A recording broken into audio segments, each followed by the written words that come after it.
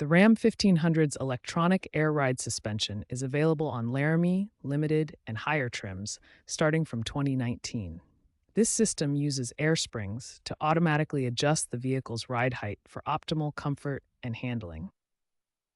Resetting the air suspension may be necessary after vehicle maintenance, software updates, or to resolve issues such as uneven ride height or error codes that appear on the dashboard.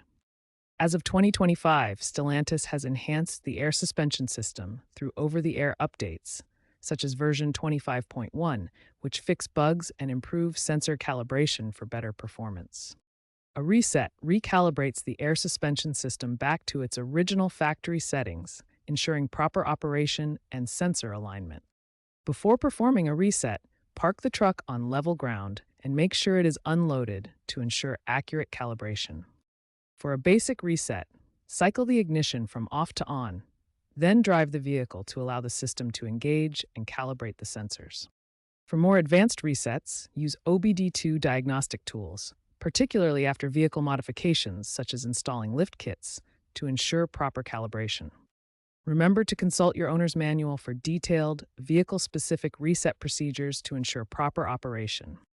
Begin the reset procedure by turning on the ignition without starting the engine.